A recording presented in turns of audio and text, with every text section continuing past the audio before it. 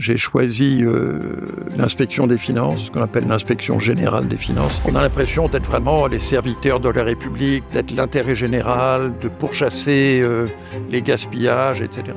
On sous-estime la contribution de tout le reste du pays à l'intérêt général. C'est comme ça qu'en 1982, je suis entré dans le monde de la pharmacie. Le principal enjeu, c'est l'innovation. C'est de développer des nouveaux médicaments, d'adresser des besoins médicaux graves. L'expérience humaine, formidable. Ce qui m'a toujours paru important, et encore aujourd'hui, c'est d'être utile. J'aimais ça. Pour moi, travailler était un plaisir. Alors là, je vous ai raconté l'histoire quand tout va bien. Mais quelquefois, tout ne va pas bien.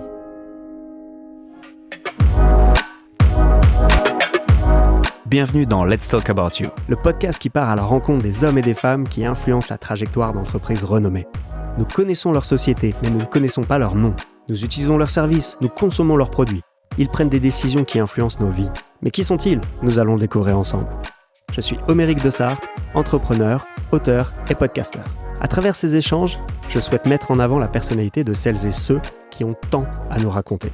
Toutes les 2 semaines, retrouvez un nouvel épisode sur votre plateforme favorite. Pour les recevoir directement, je vous invite dès à présent à vous abonner. Très bonne écoute!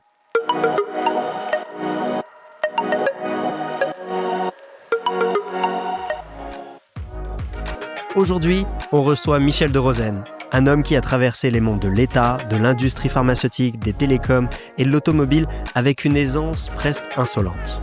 Diplômé de HEC et de l'ENA, il débute à l'Inspection générale des finances avant de passer par les cabinets ministériels.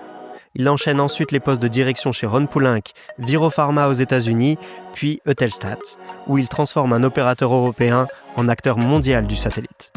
Depuis 2017, il préside Forvia, ex-Faurecia, géant de l'équipement automobile. Mais Michel de Rosen, c'est aussi un homme de conviction. Auteur de plusieurs essais, dont L'égalité, un fantasme français, et La fraternité, avec un point d'exclamation, il prône une société plus humaine et solidaire, et surtout l'engagement de chacun. Dans cet épisode, on va parler de pouvoir, de transition, de spiritualité, et de ce qui pousse un dirigeant à écrire sur la fraternité. Préparez-vous à découvrir un homme qui, derrière son parcours impressionnant, cache une vision du monde profondément engagée. C'est parti! Bonjour Michel. Bonjour Homéric. Michel, toute première question, je rentre dans le vif du sujet. Est-ce que l'on peut se tutoyer ? Bien sûr. Le body language m'a mis le doute à un moment. Non, sans difficulté. Merci Tutoyons-nous. beaucoup. Dis-moi, peux-tu nous donner ton état civil, s'il te plaît ? Je m'appelle Michel de Rosen. Professionnellement, je préside le conseil d'administration de 2 sociétés. Un équipementier automobile qui s'appelle Forvia, basé à Nanterre, un groupe mondial avec 150 000 salariés. Et une société pharmaceutique, biopharmaceutique, basée à Montrouge, qui s'appelle DBV Technologies.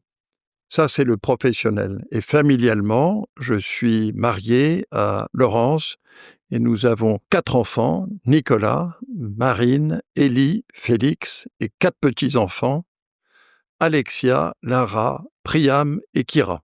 Bonjour à tous les 9. Dis-moi, quel est ton souvenir d'enfance le plus lointain ? La réponse honnête est que plus on remonte, plus c'est brouillé, mais en essayant de remonter aussi loin que possible, j'ai 2 souvenirs, pas un seul, mais 2 souvenirs qui reviennent. L'un, c'est aller à la plage, c'est l'été, il y a du soleil, et le soleil se miroite sur la mer. Et la merveille des rayons du soleil sur la mer qui bouge, cette impression de découvrir un trésor est, me semble-t-il, un de mes premiers souvenirs, et je dois dire aussi un grand bonheur, et un bonheur évidemment répétitif. Puis mon deuxième souvenir, très différent, c'est l'arrivée dans notre famille de mon frère Pierre. Nous sommes 6, je suis le 2e, il est le 3e. Donc je devais avoir à peu près 3 ans. Et il est né dans des conditions difficiles, prématuré, dans un petit hôpital de province. La naissance s'est mal passée. Et il a été en fait handicapé, il est schizophrène. Et donc son arrivée dans la famille, les premières années de sa vie ont été un peu un bouleversement de la vie familiale. Il a attiré notre attention, notre affection. Euh, C'était un enfant magnifique d'ailleurs, magnifique. C'est encore un très bel homme. Voilà le deuxième souvenir. Qu'est-ce que tu peux nous dire de ton enfance, justement? Où est-ce que tu as grandi? Dans quelle zone? Dans les 10 premières années de ma vie, nous avons habité à Vaucresson. Mmh. Les années suivantes à Versailles.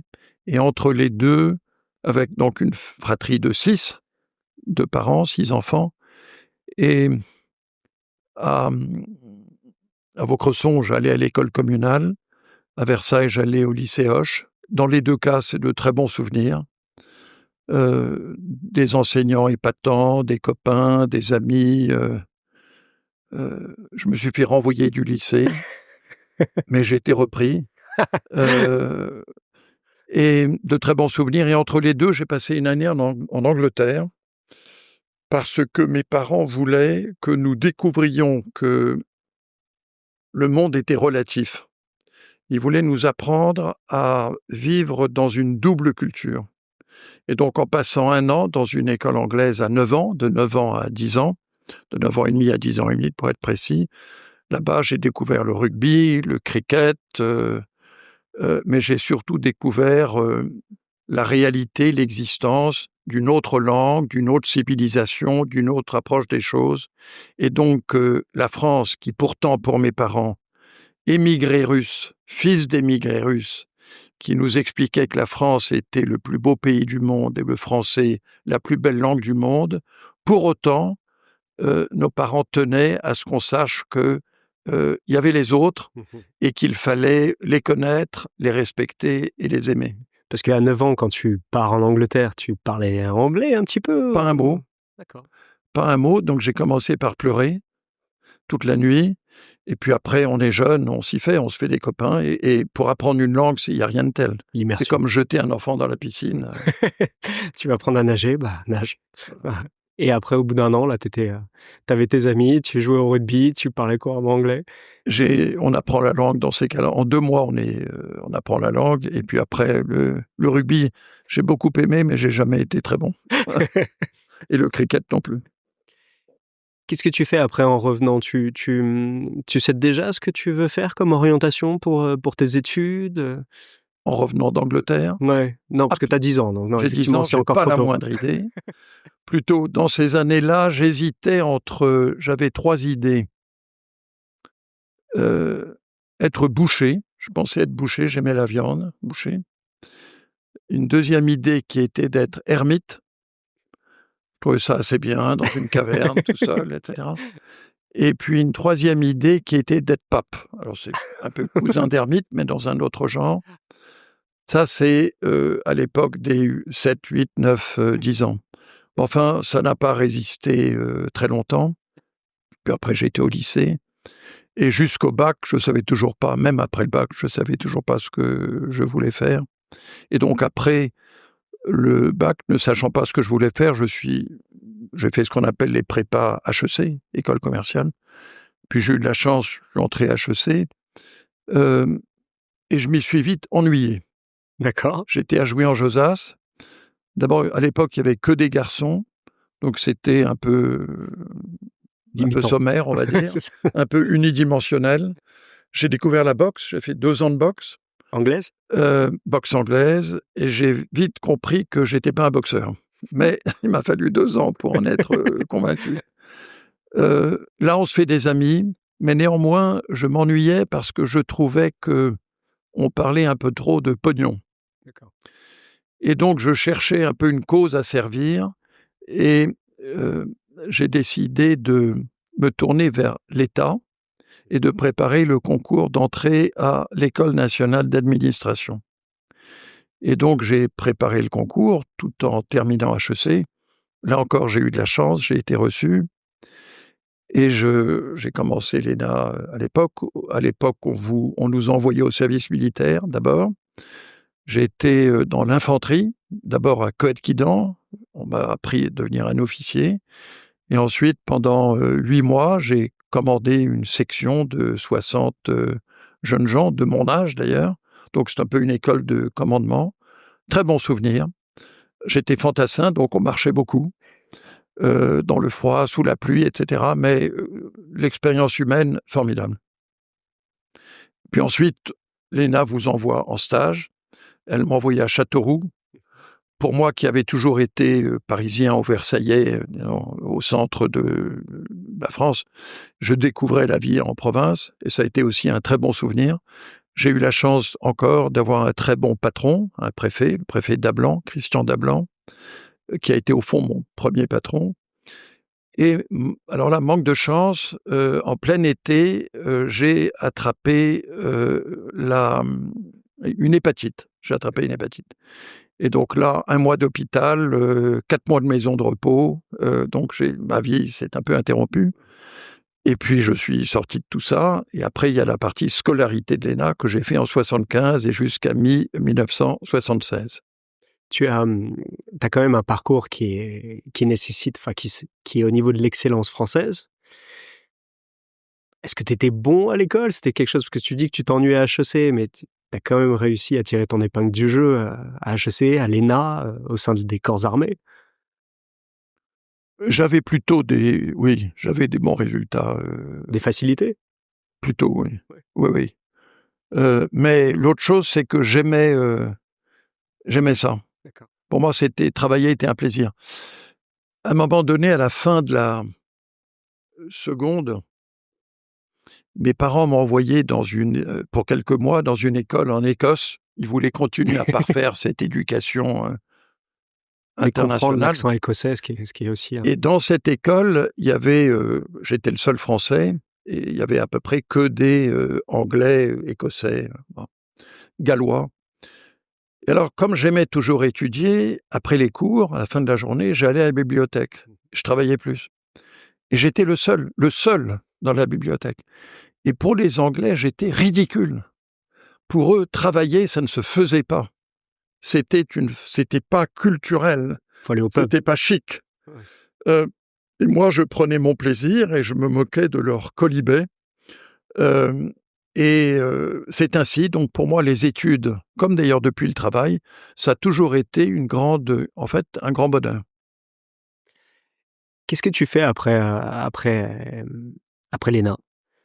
Après l'ENA, j'ai choisi, parce que j'avais la chance de pouvoir choisir, j'ai choisi l'inspection des finances, ce qu'on appelle l'inspection générale des finances, qui est à l'époque un morceau du ministère de l'économie et des finances, dont notre métier est d'inspecter des services de l'État, un inspecteur des impôts, une trésorerie générale, ou un organisme de crédit mutuel, ou un ministère, bref, d'inspecter, d'auditer, on écrit un rapport.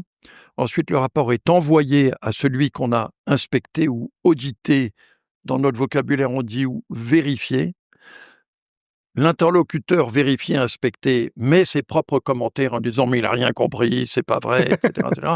Et on répond ensuite à ces réponses, et ensuite ce rapport complet, avec ce qu'on appelle première colonne, deuxième colonne, troisième colonne, est remis aux responsables de l'organisation ou éventuellement au niveau encore au-dessus, et ça permet d'identifier souvent des gisements de progrès, et en tout cas pour ceux qui le font, c'est une extraordinaire école de rigueur, d'écoute, de ténacité aussi. Il faut bosser, il faut comprendre. Quand on ne comprend pas, il faut poser des questions. Et si les réponses sont pas assez claires, il faut continuer à en poser. Puis il ne faut pas se tromper. Dans notre vocabulaire, se tromper, c'était claquer. Donc claquer, c'est très mal. Donc il ne faut pas claquer. Il ne faut pas claquer. Et donc je suis resté à l'inspection des finances comme ça pendant 4 ans. Excellent souvenir. On va en province. Presque tout se fait en province. J'étais inspecté le crédit immobilier de la Moselle. J'étais inspecté le crédit mutuel de Bretagne, et ainsi de suite. Donc, 1, on apprend beaucoup. 2, on se sent utile parce qu'on trouve toujours des choses, quelquefois même dans le cas du Crédit Immobilier de la Moselle, j'ai découvert que le patron était malhonnête et du coup, je l'ai fait renvoyer de son emploi, de son job. Et l'autre dimension, c'est que on est souvent à quelques-uns. Et alors là, ça noue des liens très, très forts avec les autres. Donc, mes amitiés de l'époque durent encore comme si elles avaient commencé hier. Oui, parce que vous vous êtes installé dans la région, à proximité du lieu de l'audit pendant toute la période. Oui, alors comme l'État n'est pas très généreux, on va dans des hôtels 2 étoiles, on porte des imperméables militaires, on se lève très tôt le matin pour aller courir dans les rues et on se prend un peu pour comment on dit, incorruptibles. On a l'impression d'être vraiment les serviteurs de la République, d'être l'intérêt général, de pourchasser les gaspillages, etc. Et ça développe en positif, ça développe au fond un sentiment que l'intérêt général, c'est très bien et qu'il faut l'aider.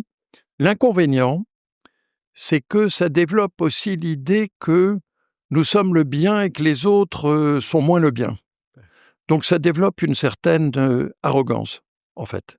Et à mon avis, ça développe aussi, ça court le risque de développer une vision de la société dans laquelle l'État croit être le centre du pays et dans laquelle on sous-estime la contribution de tout le reste du pays à l'intérêt général.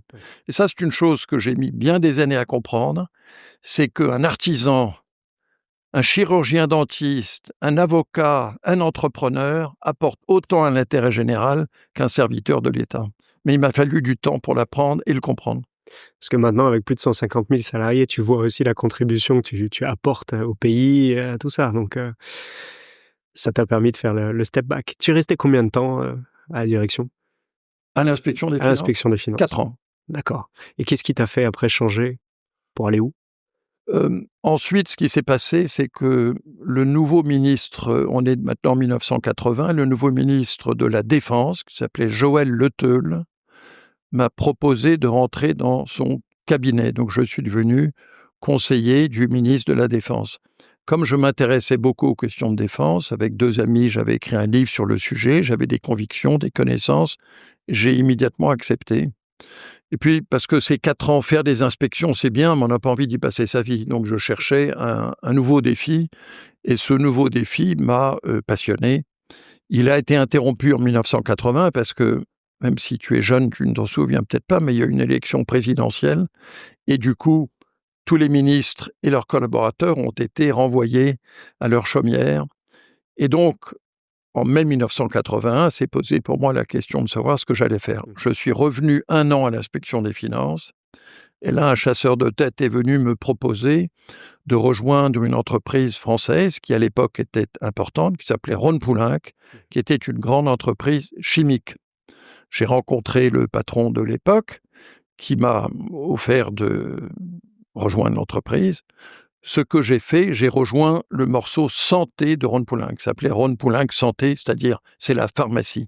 C'est comme ça qu'en 1982, je suis entré dans le monde de la pharmacie, c'est-à-dire de l'industrie pharmaceutique. C'est aujourd'hui Rhône-Poulenc, c'est devenu Solvay.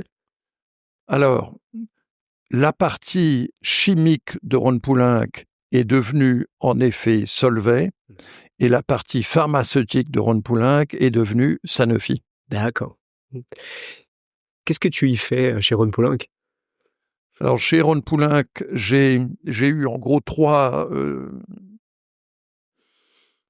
activités successives, ou 4.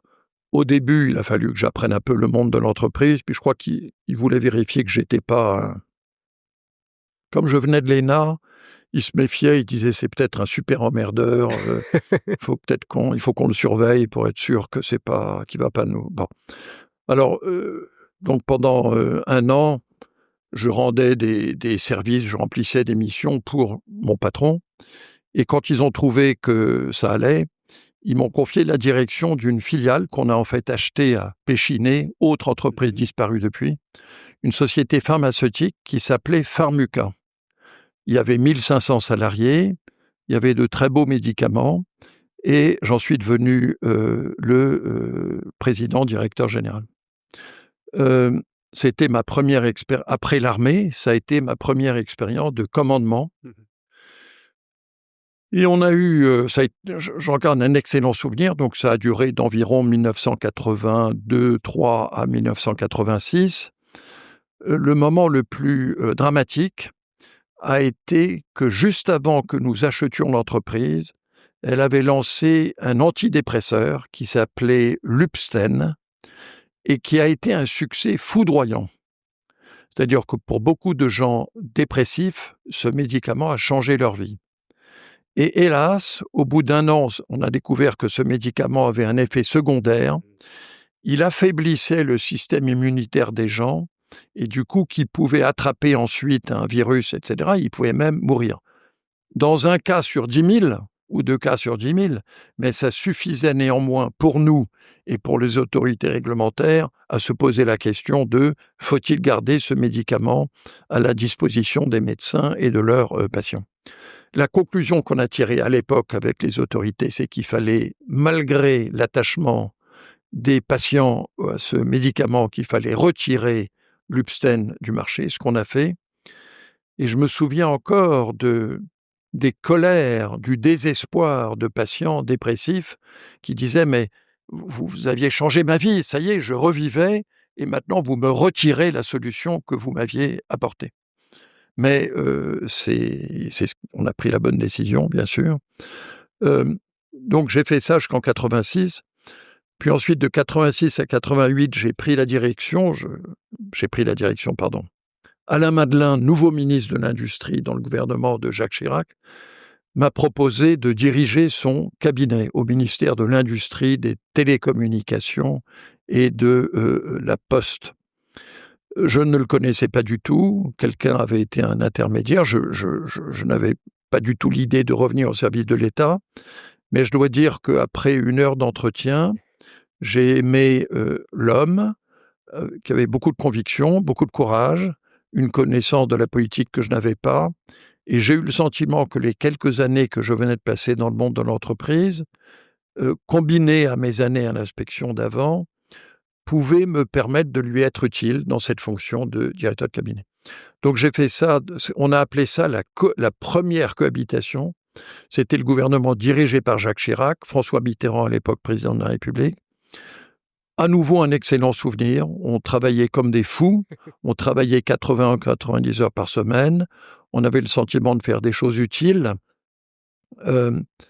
et on a contribué à la relance de la politique spatiale du pays, on a contribué à la relance, on parle beaucoup de sidérurgie en ce moment en France, on a fusionné les 2 grandes entreprises sidérurgiques françaises, Usinor et Sassilor, on a fermé le principal chantier de construction navale français de la Normed, qui était à la fois à Dunkerque, La Ciotat et la Seine, et on a mis à la place des zones d'entreprise dans lesquelles on a attiré des entreprises en leur permettant de ne pas payer d'impôts sur les sociétés pendant 10 ans. Le résultat, c'est qu'on a supprimé 4 000 emplois et on a créé 12 000 emplois. Donc ça a été un très grand succès. Alain Madelin a été un excellent ministre de l'Industrie et j'ai été heureux et honoré de le servir. Parmi nos autres activités, on a aussi recapitalisé Renault. On a apporté 12 milliards de francs à Renault, qui était exsangue, et ça a permis à Renault, sous l'autorité à l'époque de Raymond Lévy, puis de Louis Schweitzer, de se relancer. Et il y a beaucoup d'autres choses qu'on a faites. 2 ans donc de travail intense, dans lequel, alors il n'y avait plus de vie de famille, mais il y avait une vie professionnelle géniale, vraiment géniale. En 88, ça se termine parce qu'il y a une nouvelle élection présidentielle et donc ce gouvernement de Jacques Chirac est renvoyé à ses chaumières aussi. Et à ce moment-là, le nouveau patron de Rhône-Poulenc, Jean-René Fourtou, me propose de le rejoindre pour prendre la direction. C'était Rhône-Poulenc à nouveau, mais dans un métier complètement différent qui s'appelait fibres et polymères, c'est-à-dire polyester, polyamide, acétate, etc., etc. Des usages soit pour les individus, soit pour les des usages industriels. Et j'ai accepté sans hésiter cette proposition qui était un beau métier industriel avec des usines en Europe, des usines en Amérique latine, un tout petit peu en Asie aussi. Il y avait une concurrence absolument redoutable venant de Turquie, de Taïwan, de Chine, mais c'était un métier d'industriel avec des usines, avec des équipes compétentes, et extraordinairement engagé. Donc, j'ai fait ça de 1988 à 1993, quand, de façon parfaitement inattendue, le même Jean-René Fourtou m'a demandé de prendre la direction d'une société qui s'appelait Rhône-Poulenc-Rohrer, qui était alors la nouvelle société pharmaceutique du groupe Rhône-Poulenc, qui résultait de la fusion de Rhône-Poulenc Santé avec la société américaine Rohrer. Ça avait donné donc Rhône-Poulenc-Rohrer, ce qui m'avait permis de dire un jour à Jacques Chirac que j'étais son successeur à la tête de RPR. Il n'a pas trouvé ça drôle du tout, mais j'étais content de lui faire cette impertinence.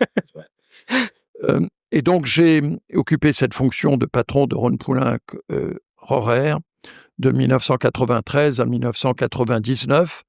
À nouveau, une expérience passionnante. Autant dans l'expérience Rhône-Poulenc, fibres et polymères, l'enjeu était surtout industriel, c'était un enjeu de production.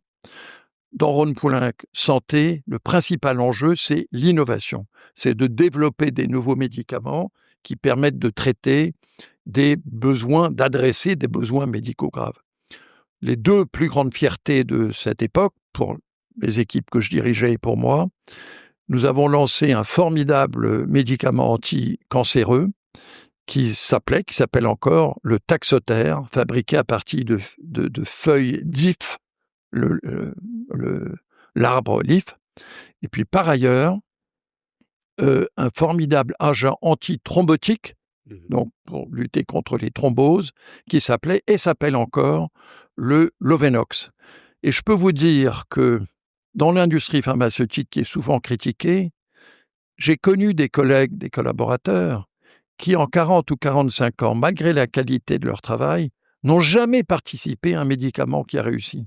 Parce qu'il y a tellement de haies à sauter, tellement de difficultés, que la plupart des projets, en réalité, sont arrêtés avant d'aboutir.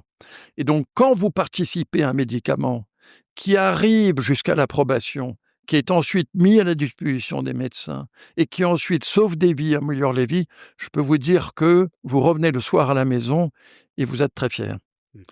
Donc ça a été jusqu'en 88. Non, alors, non. Non. 88 à 93. 88 à 93, ça c'est la période Rhône-Poulenc, fibres et polymères, donc en gros de la chimie. Ouais. Et ensuite de 93 à peu près à 2000, ça a été la partie à nouveau de la pharmacie à la tête de Rhône-Poulenc. Donc il n'y a pas eu d'appel dans les années 95 avec l'élection de Chirac Si. Ouais. Si, je m'y attendais. Quand Alain Madelin, en 95, Chirac est élu, Alain Madelin est nommé ministre de l'économie et des finances.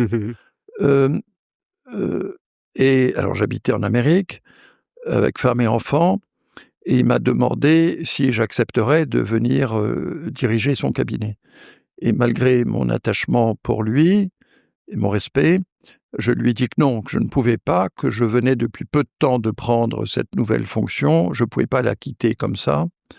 En revanche, je lui ai conseillé quelqu'un de formidable, qui a pris comme directeur de cabinet, qui est Jean Lemierre, qui entre-temps est devenu le président de BNP Paribas et qui est un monsieur, un grand monsieur, un homme formidable, qui a très bien rempli la mission, bien mieux que je ne l'aurais fait moi-même. Et puis, cette aventure s'est terminée quand Rhône-Poulenc a fusionné avec Hoechst pour créer une entreprise qui n'existe plus aujourd'hui, qui s'est appelée Aventis, un grand groupe pharmaceutique. Et Aventis a disparu. Pourquoi ? Parce que plusieurs années plus tard, ils ont été rachetés par Sanofi. Mais au moment de cette fusion, création d'Aventis, on était trop de chefs.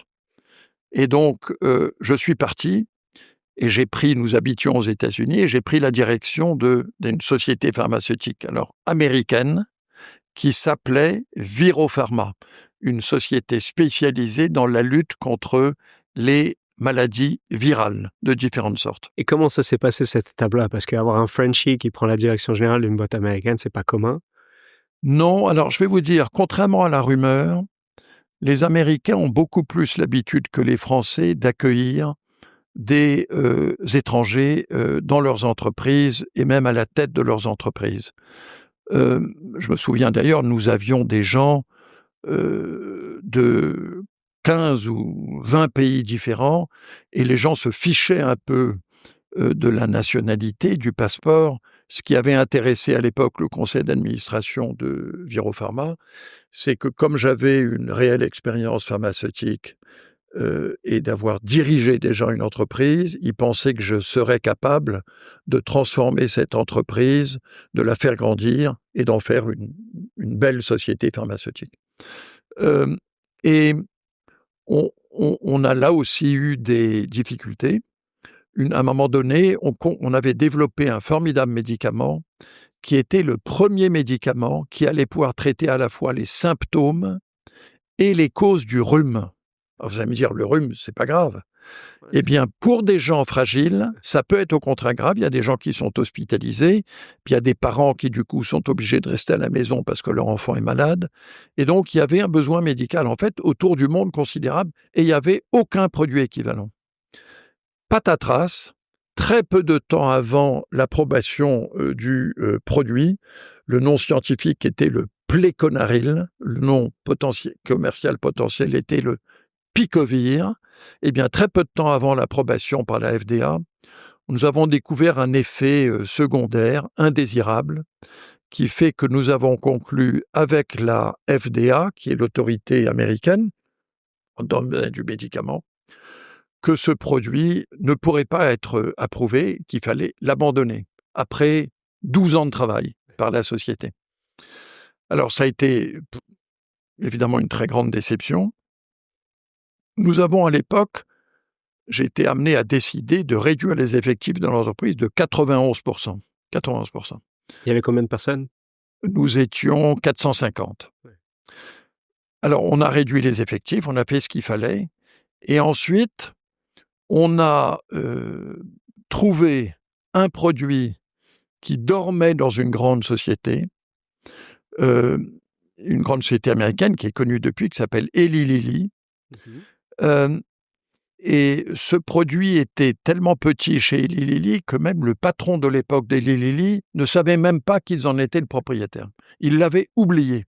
Nous l'avons acheté, nous avons fait des études médicales cliniques complémentaires pour montrer que ce produit était en fait une formidable solution pour certaines infections, ce qu'on appelle nosocomiales, c'est-à-dire des infections dans les hôpitaux. Et ça a permis à ce produit de connaître une croissance foudroyante, et du coup, notre entreprise est repartie, et nous avons pu réembaucher la plupart des gens qu'on avait licenciés peu de temps auparavant. Donc ça a été un très beau succès, une résurrection. Et alors, entre-temps, nous avions, ma femme et moi, 4 enfants, et nos enfants partaient l'un après l'autre vers l'Europe. Et du coup, on s'est dit qu'on ne voulait pas être éloigné d'eux. Et donc, on a décidé de repartir vers l'Europe, vers la France. Alors Michel, si tu m'autorises, j'aimerais juste faire une petite digression, une question par rapport au monde de la pharma. Comment est décidé le nom d'un médicament?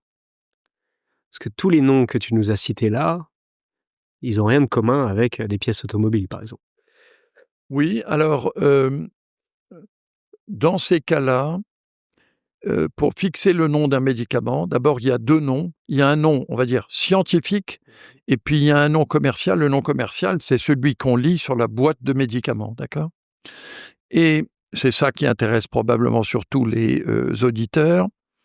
Ce nom-là, on essaye toujours qu'il ait une relation scientifique au mode d'action ou à la maladie dont il s'agit.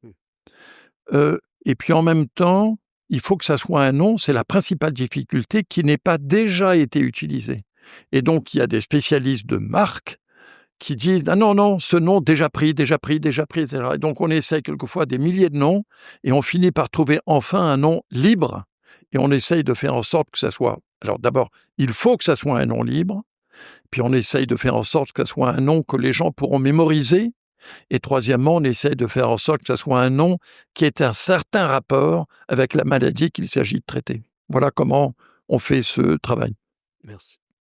Et donc, peu de temps après notre retour en France, on m'a proposé de prendre la direction d'une société, d'un opérateur de satellite, qui s'appelle Eutelsat, une société française, parisienne, presque parisienne, basée maintenant ici, les Moulineaux. Qu'est-ce que ça veut dire, opérateur de satellite? C'est une entreprise qui... nous parlons là de satellites qui sont à 36 000 km de la Terre. On les appelle géostationnaires. Et alors, il y a des ingénieurs très, très sophistiqués qui définissent une mission, un besoin sur telle ou telle partie de la Terre. Et en fonction de cette mission, qui se tournent vers des fabricants de satellites comme Airbus, ou comme Thales Alenia Space, ou comme Lockheed, ou comme Boeing, ou comme Mitsubishi au Japon. Et à ce moment-là, on demande à ces sociétés, si je vous commande un satellite remplissant cette mission, vous pouvez me le faire dans quel calendrier, dans quelles conditions de qualité et à quel prix. Donc on fait en fait une sorte d'appel d'offres. Après, certains disent non, c'est trop compliqué pour moi, ou je suis trop occupé, d'autres disent ça m'intéresse. Donc on reçoit des offres et on choisit l'offre qui nous convient le mieux. Ensuite, on choisit aussi le lanceur, Ariane ou un autre, et on fait jouer de nouveau la concurrence, et puis après, on fait lancer le satellite par le lanceur, et ensuite le satellite est là-haut dans le ciel, à 36 000 km de la Terre, pour une bonne quinzaine d'années. Pas plus. Pas plus que ça. Au bout de 15, 16, 17 ans, allez, maximum 18 ans, il devient difficile à opérer. C'est une question de l'obsolescence de la technologie? C'est une question de... Non, c'est une question d'obsolescence de la mécanique. C'est-à-dire que les pièces, vous savez, là-haut, il fait tantôt très chaud, tantôt très froid. Et au bout d'un certain temps, la fiabilité, or il faut pour les clients que la fiabilité soit totale. Alors là, je vous ai raconté l'histoire quand tout va bien. Mais quelquefois, tout ne va pas bien. Et une fois, nous avons fait un lancement comme ça de Kourou, en Guyane. Le lancement s'est très bien passé, mais quelques heures après le lancement, on a découvert que ça ne marchait pas. Et il a fallu qu'on abandonne le satellite.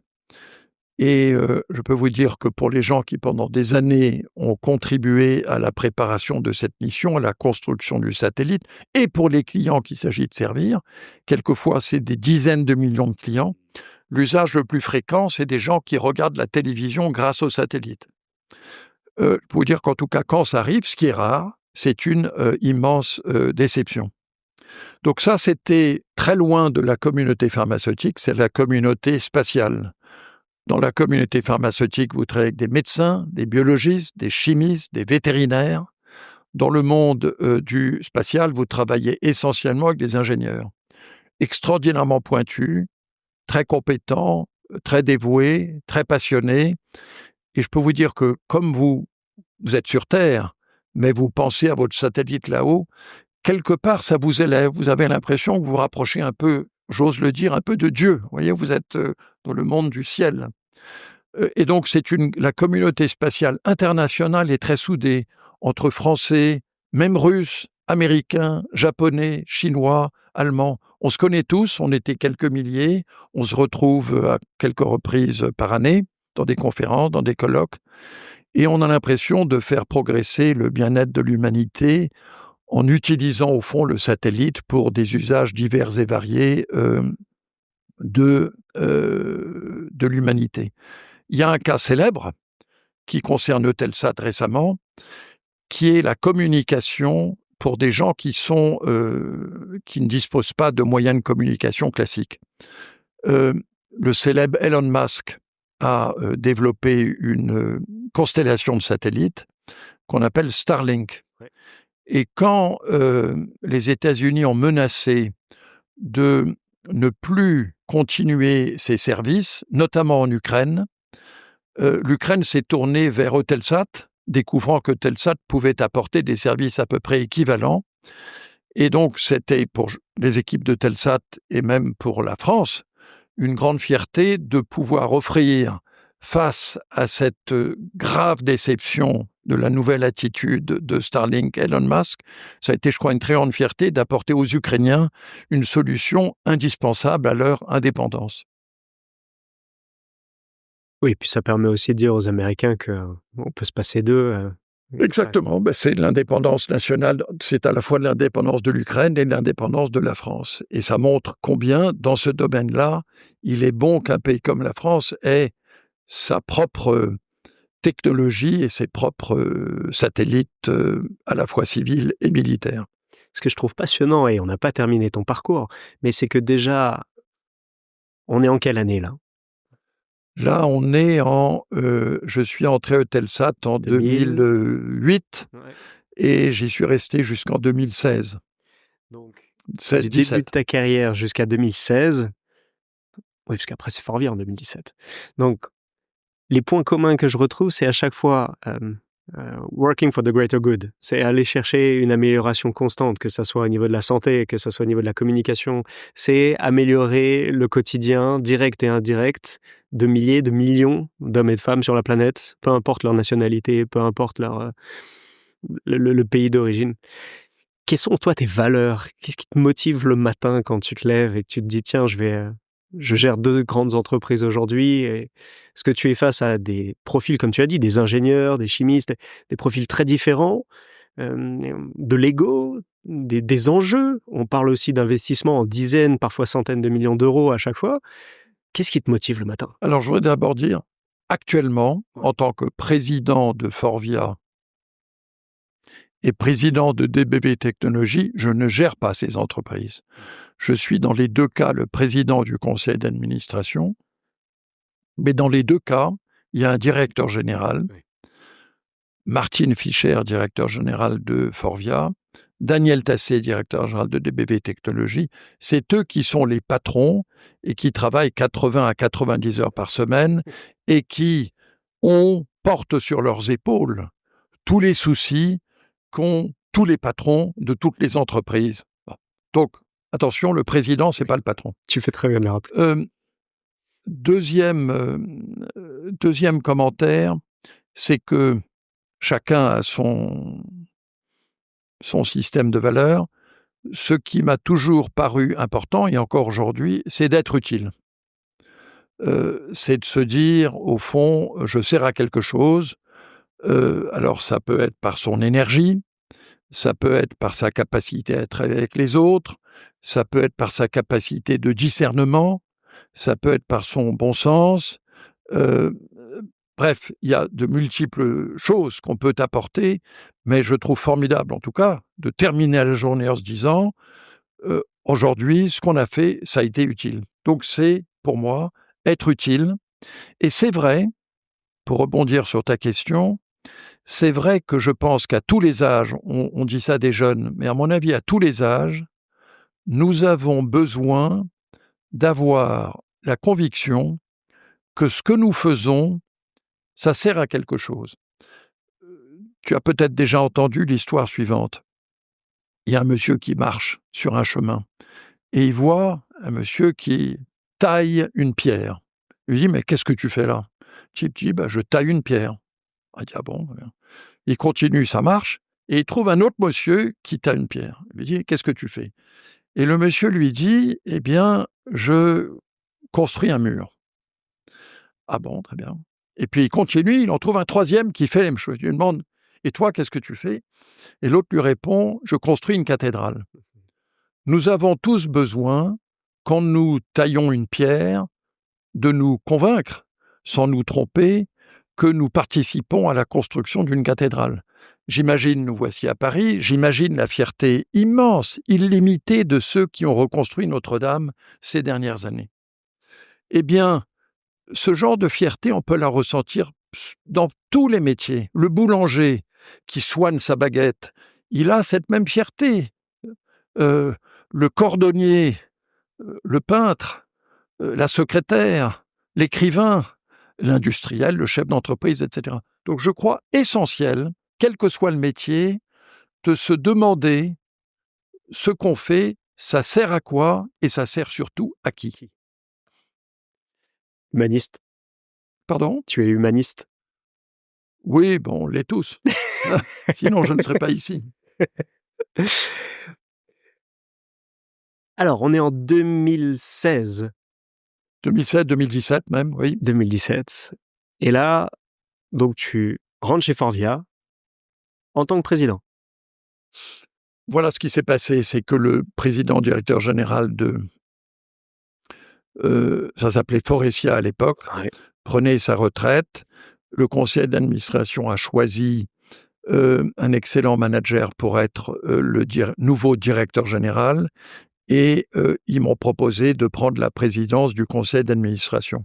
Ils savaient que je n'étais pas un professionnel de l'automobile, mais ils savaient que j'avais déjà présidé des conseils et en France et aux États-Unis.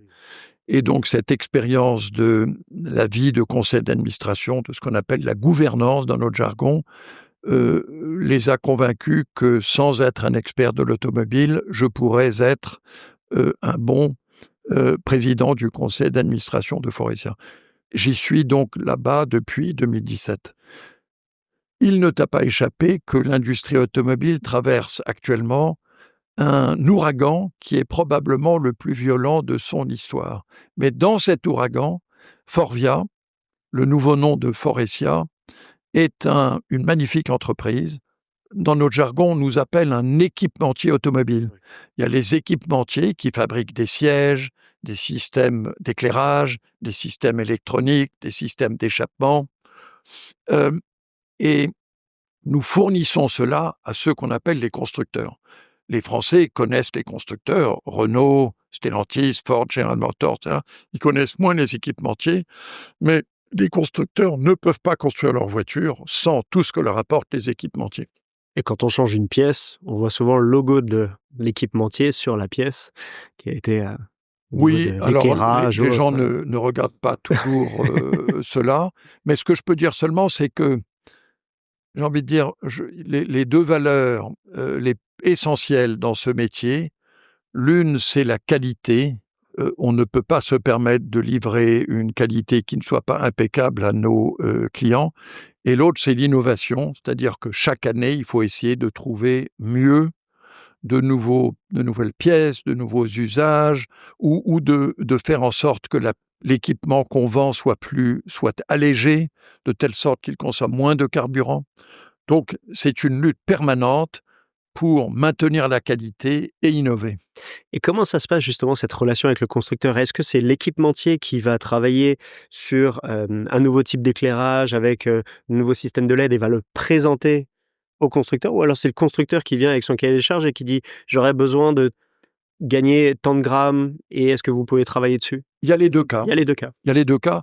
C'est-à-dire que ce qui se passe, c'est que quand un constructeur décide de lancer un nouveau modèle, Stellantis va lancer une nouvelle 308. Bon.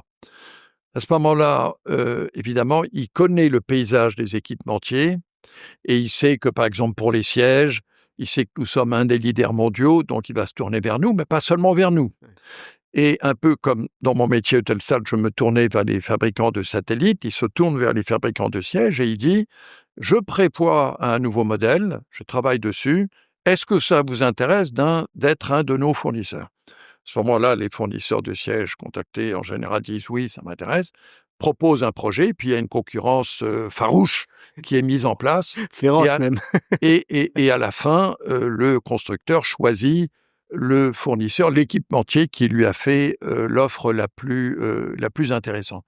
Et puis il y a d'autres cas où quand un équipementier a une innovation intéressante, nous allons voir à ce moment-là le constructeur automobile et on dit « Regardez », récemment par exemple, on a présenté notamment au salon de Shanghai qui vient de se tenir, qui est devenu le plus grand salon automobile du monde, eh bien Forvia Seating, donc siège, a présenté des sièges notamment de deux innovations intéressantes, des sièges modulaires, c'est-à-dire des sièges dans lesquels on peut, un peu comme dans un jeu de domino, découper le siège, qui fait que si on veut changer un morceau du siège, on n'a pas besoin de changer tout le siège. en termes à la fois de développement durable et d'intérêt du propriétaire de la voiture, c'est un avantage considérable. Et puis deuxièmement, on a amélioré encore la capacité de nos sièges à être des sièges masseurs. D'accord ? Et selon les pays d'ailleurs, par exemple en Chine, ils aiment des massages durs. En Europe, on aime des massages plus doux, etc., etc. Donc, il y a les deux démarches. Et en tant qu'équipementier mondial, vous proposez les services à l'ensemble des constructeurs de la planète. Une voiture sur 3 dans le monde contient quelque chose qui vient de Forvia. C'est cool. D'accord. Donc mais nous n'avons aucune présence au pôle Sud. Mais sur tous les autres continents, nous sommes présents. On arrive malheureusement déjà à la fin de nos échanges. Moi, je voudrais juste te poser une dernière question. Comment est-ce que tu vois l'évolution du secteur automobile, du point de vue justement de l'équipementier sur les prochaines années ? Parce qu'il y a une redistribution des cartes, des concurrences qui sont féroces, on l'a dit. Ça veut dire que aussi, côté équipementier, vous devez être présent. Comment tu vois l'évolution du secteur ? Je vais faire une réponse modeste. Si on s'était rencontrés en 2018 ou en 2019, et tu m'avais dit alors comment vois-tu l'évolution des choses ? J'aurais été bien incapable de prédire l'épidémie de Covid, qui a bouleversé la vie de la planète et de toutes les activités économiques, y compris de l'industrie automobile. J'aurais été incapable de prédire aussi ce qui s'est passé juste après, c'est une pénurie de chips qui a été aussi pour l'industrie automobile un bouleversement. J'aurais été incapable de prédire le retour de l'inflation qui a marqué toutes les économies, mais notamment aussi l'industrie automobile. Les constructeurs ont à l'époque augmenté leurs prix, quelquefois d'ailleurs sans bien mesurer les conséquences de ces initiatives. C'est juste pour dire, je suis très modeste par rapport à ceux qui croient pouvoir affirmer voilà ce qui va se passer dans les 10 années qui viennent. Et ce que nous essayons de faire chez Forvia, c'est nous voulons développer à la fois une obsession de la qualité de nos produits pour que nos clients sachent que ce que nous leur livrons, c'est top, top, top en qualité. Nous sommes obligés, pour les satisfaire aussi, de serrer en permanence la productivité pour pouvoir leur offrir des prix qui soient compétitifs, sinon les concurrents s'engouffreront dans la brèche. Et par ailleurs, comme évoqué précédemment, nous ne cessons aussi d'innover pour leur apporter un plus en matière d'innovation. Et enfin, nous travaillons notre agilité de telle sorte que s'il arrive un événement géopolitique ou une autre grande rupture, on est capable de s'adapter rapidement et si possible plus rapidement que nos concurrents. Donc, c'est ça nos obsessions et nous n'avons pas l'immodestie de croire que nous sommes capables de dire ce que sera l'industrie en 2035. Je ne peux pas m'empêcher de dire que je pense que quand le Parlement européen a légiféré sur le sujet et a fixé, par exemple, cette date de 2035 en disant 2035, il ne faudra vendre que des voitures électriques, je pense que les parlementaires ont été bien rapides, et j'ai envie de dire même superficiels dans cette décision, sans mesurer les conséquences industrielles et sans réfléchir suffisamment qu'il y avait des alternatives, notamment en jouant plutôt sur la neutralité technologique, qui aurait été, me semble-t-il, une approche plus adaptée pour à la fois lutter contre le réchauffement climatique, mais aussi permettre aux industriels de faire leur métier. Et je voudrais ajouter à une question que tu ne m'as pas posée, puisque je préside aussi DBV Technologies. Tu ne me l'as pas demandé, mais je vais le dire. DBV Technologies est une société pharmaceutique. Nous avons développé un patch révolutionnaire qui permet de lutter mieux que quoi que ce soit contre les allergies alimentaires, et notamment celle pour laquelle nous sommes les plus avancés, c'est l'allergie à l'arachide. Nous venons de réussir une très belle levée de fonds et nous nous approchons enfin du moment où on sera capable de déposer aux États-Unis et en Europe un dossier qu'on appelle d'enregistrement, ce qui veut dire concrètement quand le produit sera approuvé, si et quand le produit sera approuvé, nous mettrons à la disposition des parents dont les enfants souffrent de cette allergie une arme qui permettra aux mamans de mieux dormir la nuit, parce que quand on a un enfant allergique à l'arachide, c'est une épreuve redoutable et quotidienne. Pardon, je ne voulais pas rater l'occasion de dire cela. Il est trop tôt pour le nom. Oui, on n'a pas encore décidé la validation. On n'a pas. La société s'appelle DBV Technologies, mais nous n'avons pas encore finalisé le nom mais le nom actuel, on va dire quand même, c'est Viaskin Peanut. Peanut comme cacahuète. Pas ouais. Viaskin Peanut. Viaskin Peanut. Voilà. Il faut suivre l'actualité. Michel, on rentre dans la deuxième partie. C'est ce que j'appelle le speed questionnaire. Je vais te faire plusieurs propositions. Tu choisis celle qui te parle le plus. Par exemple, café, thé, chocolat, jus de fruits? Café. Le matin, le soir? Pas le soir, le matin. Tu es plutôt du matin, de l'après-midi, du soir? Soir. Ville, campagne, montagne? Mer, océan. Canard enchaîné, Le Monde, Le Figaro, Les Échos? Canard enchaîné, toujours. Le Monde, toujours. Et Challenge aussi. Pour moi, le mercredi, c'est Canard enchaîné. Le jeudi, c'est Challenge. Et Le Monde, Le Figaro, le New York Times, c'est tous les jours. Musique classique, rock, électro, autre? Classique, opéra. D'accord. Ton préféré? La Norma. Printemps, été, automne, hiver? Printemps. Printemps parce que tout renaît, tout recommence. Voiture thermique, électrique, hybride? Hybride. Tourne d'eau, entrecôte, araignée?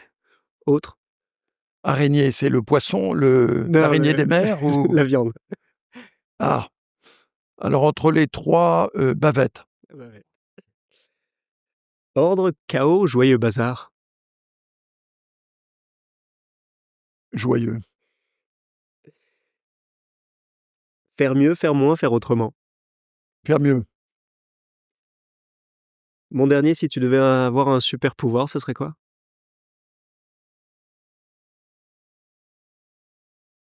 Aider les gens qui ont envie d'abandonner. Persévérer. Comme tu l'as fait avec l'entreprise américaine. On est en difficulté, mais ne rien lâcher. La résilience. La résilience. On rentre dans la dernière partie, mes 3 dernières questions. Est-ce que tu as une recommandation de lecture, un livre, un podcast, une newsletter, quelque chose que tu nous recommanderais de faire? J'ai envie de recommander en lecture 3 livres. Un comme roman, c'est comme premier roman, c'est Guerre et paix de Tolstoï, un chef-d'œuvre absolu. À lire et relire. À lire et relire. Alors, à relire, c'est un peu long, mais c'est quand même un chef-d'œuvre absolu. Deuxième livre, un livre français, qui est Le Rivage des Sirtes, que je tiens comme un des plus grands, plus beaux livres de la littérature française. C'est une langue française, là encore, d'une absolue beauté. Et un livre, par ailleurs, extraordinairement émouvant. Donc, Le Rivage des Sirtes de Julien Gracq. Et puis, troisièmement, je recommande la lecture de Frédéric Bastiat. Nous sommes un pays très étatiste. Frédéric Bastiat, grand économiste français du XIXe siècle, a écrit des pages inoubliables sur les vertus de la liberté. Et donc, je recommande, c'est lui, par exemple, qui un jour avait écrit cette parabole sur les fabricants de bougies qui manifestaient contre leur terrible concurrent qui était le soleil. Il disait, il faut supprimer le soleil parce que vraiment, c'est dégoûtant. Il fabrique de la lumière et en plus, il le fait gratuitement. Donc, il y a chez Bastiat des pages à lire dans un pays où on croit pas assez à la concurrence, au marché et un peu trop au rôle de l'État. Ouais, aux acquis. Moi, j'aimerais, Michel, que tu nous parles quand même, parce que tu as écrit plusieurs livres, j'aimerais que tu nous parles de ton dernier livre sur la fraternité. Parce que tu as été modeste, tu vas pas faire la promo, donc ça va être l'instant promo. Alors, j'ai commencé par écrire des livres avec des amis, des livres collectifs, et ensuite j'ai fait 2 livres individuels, un sur l'égalité. L'égalité, un fantasme français chez Talandier, et plus récemment, il y a 1 an, un livre qui s'appelle Fraternité, point d'exclamation, chez Odile Jacob. Pourquoi j'ai écrit Fraternité ? Pour une raison collective et 2 raisons personnelles. La raison en quelque sorte collective, c'est que quand j'avais précédemment écrit sur l'égalité, j'avais été frappé de voir qu'en France, on parle énormément de l'égalité et on parle en fait très peu de la fraternité. Quand j'interrogeais des gens, j'ai interrogé des centaines de gens en disant « La fraternité, pour vous, c'est quoi ?» En général, la réponse que j'obtenais, c'est « laissez-moi réfléchir ». Donc, la fraternité qui figure pourtant dans notre devise républicaine est en fait peu connue. C'est un peu la causette, celle qu'on oublie souvent. Victor Hugo a expliqué cela très bien en disant « La liberté et l'égalité sont des droits. La fraternité est un devoir et les Français préfèrent leurs droits à leurs devoirs. » Donc ça, c'est, on va dire, la raison collective. Puis j'ai 2 raisons personnelles. La première raison, je l'évoquais en début d'émission, c'est que notre fraternité a été très intense avec la présence de mon frère Pierre, souffrant de schizophrénie, et ça nous a créé, entre nous 6, des liens affectifs très forts. De temps en temps, on se cognait aussi, mais disons, pour nous, la notion de fraternité depuis le début, est une réalité. Et puis l'autre raison personnelle, je suis heureux de la dire à votre émission, c'est que mon père rêvait d'être professeur. Il était un excellent élève au lycée Henri IV, il était en Hippocagne, il voulait entrer à Normal Sup et devenir prof. Et puis un jour, son père lui a dit qu'il était temps qu'il travaille, et donc il l'a obligé à interrompre ses études à 18 ans, et il s'est mis à travailler. Et mon père ne s'est jamais complètement remis de cette déception de ne pas avoir pu accomplir son rêve. Et bien plus tard, il a écrit un livre sur l'altérité. Il n'a jamais réussi à le publier. Les éditeurs lui ont dit « Écoutez, monsieur, votre livre, c'est un peu de l'eau de rose, etc. » Bon. Et je pense que inconsciemment, c'est pas conscient, je me suis dit ça après, inconsciemment, j'ai voulu venger mon père. J'ai voulu écrire le livre que lui n'a jamais réussi à publier. D'accord ? Ça, c'est les raisons. Et sinon, ce que j'essaye de démontrer dans ce livre, si vous me donnez 1 minute sur le sujet, c'est qu'il y a une crise gravissime de la fraternité dans le monde, pas seulement en France, dans le monde. C'est-à-dire qu'il y a des forces puissantes qui, ensemble, encerclent, assiègent, asphyxient, affaiblissent la fraternité. Et donc, il y a une lente crise de la fraternité dans le monde, avec la montée du narcissisme, de l'individualisme, et une attention qui faiblit vis-à-vis des autres. Je définis la fraternité comme une relation bienveillante à l'autre. Eh bien, cette relation bienveillante à l'autre est lentement en train de décliner. Alors, ceux qui nous écoutent vont être étonnés, car on voit tous, chacun d'entre nous, autour de nous, on voit des gens merveilleux, des gens formidables, des grandes initiatives comme les Restaurants du Cœur, et puis des milliers d'autres petites initiatives. Donc, la fraternité, elle existe toujours. Mais quand on compte, quand on mesure, quand on observe, on s'aperçoit que la fraternité, le monde est aujourd'hui moins fraternel que précédemment. Je prends 2 exemples super simples. Premier exemple, l'exode rural. Quand les gens habitaient dans un village, de temps en temps, il y a des mesquineries, mais tout le monde se connaît. Dans une ville, la ville, c'est le monde de la solitude.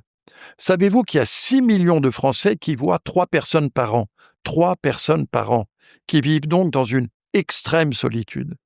Donc, premier exemple, le passage du monde rural au monde urbain n'est pas bon pour la fraternité. Deuxième exemple, les réseaux sociaux.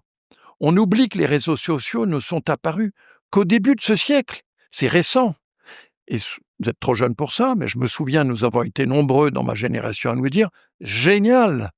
Grâce aux réseaux sociaux, on va avoir un monde plus transparent, plus informé, plus uni, plus humain, plus fraternel. » Et en réalité, les réseaux sociaux ont contribué à construire un monde plus clanique, plus divisé, dans lequel les gens se tournent vers ceux qui sont d'accord avec eux et ignorent dans le meilleur des cas ou dénoncent dans le pire des cas ceux qui ne pensent pas comme eux. Donc au total, attention, parce qu'en effet, le monde est aujourd'hui moins fraternel qu'hier, et si nous n'y prenons garde, si chacun d'entre nous ne se mobilise pas, il sera encore moins fraternel demain. Et un monde sans fraternité, c'est un monde insupportable. Est-ce que tu savais que la fête des voisins avait été créée en France, dans le 17e, par un Français qui s'appelle Athanase Périfan? Non. Et je fais juste une toute petite aparté, et j'en profite pour saluer Athanase. Dernièrement, il a lancé l'heure civique. Donc, des dizaines de millions de personnes font la fête des voisins dans le monde. L'heure civique, c'est de dire on n'a pas tous le temps de s'engager avec nos vies pour les Restos du Cœur, la Croix-Rouge, etc. Par contre, on peut tous donner 1 heure de son temps. Et donc, ce qu'il propose, c'est aux mairies de mettre en place cette organisation pour que leurs habitants puissent aider la voisine à aller à son rendez-vous médical, aller chercher un paquet de riz si elle a besoin, nettoyer sa rue, etc. Et donc là, ils organisent bientôt, et ça touche plus de 200 mairies maintenant. Donc, il y a quand même de l'espoir, et je reste un grand optimiste. Je pense que tu as mis le doigt et tu parles d'un sujet qui doit prendre de l'ampleur. La fraternité, on en a besoin, on est des êtres humains, et la dopamine que nous apportent nos écrans derrière nos réseaux pseudo-sociaux doivent faire place à davantage de communication et de ne plus avoir peur de son voisin. Quand je suis venu te voir, tu étais assis sur un banc en train de lire Le Canard enchaîné, avec à côté de toi un monsieur qui était en difficulté à de multiples niveaux, et j'ai été surpris de te voir discuter avec lui comme tu pourrais le faire avec n'importe qui. Donc, merci pour cette belle leçon de fraternité, d'humanité. Et il me reste encore 2 questions. Mais c'était très, très bien et très important qu'on ait cette parenthèse. Et bien sûr, on mettra les références des 2 livres à la suite. Est-ce que tu as un ami ou une connaissance que tu me recommanderais d'inviter sur le podcast? Alors, j'en ai beaucoup, mais j'ai cru comprendre qu'il faut que j'en donne. Je vais donner un nom. Je vais donner un nom d'un grand ami qui s'appelle Xavier Moreno, qui a été très longtemps le patron du fonds d'investissement Astorg, et qui reste là-bas, je crois, président, mais il est aussi président de l'école normale de musique. D'accord. Et il est aussi président d'un organisme qu'il a créé qui s'appelle Cérémé, qui vise à aider les Français à mieux comprendre les enjeux de la politique énergétique de notre pays. C'est un homme qui a très très bien réussi dans sa vie de chef d'entreprise et qui met maintenant ses qualités de chef d'entreprise, d'efficacité, de générosité au service de 2 grandes causes que sont la musique d'une part et le mix énergétique français au service des Français. Je suis sûr qu'il sera un invité passionnant, en plus il est très pédagogue, pour ton émission. Merci. Et la dernière question, c'est si on souhaite te contacter, Michel, comment faut-il s'y prendre? Mon mail, c'est michel.derosen, DEROSEN, @forvia, FORVIA.com. michel.derosen, @forvia.com. Alors là, je pense qu'on ne le trouve pas sur LinkedIn, donc vous avez beaucoup de chance si vous nous écoutez. Michel, 1000 merci. C'était un véritable plaisir. Tu nous as donné 2, 3, beaucoup de très belles leçons. La résilience, la fraternité, l'humanité. Allons-y, il faut continuer et il faut être fier aussi d'être français et de contribuer à améliorer le monde au quotidien. Merci Oméric, merci pour ce dialogue et cette conversation très franche. Merci. Merci à toi.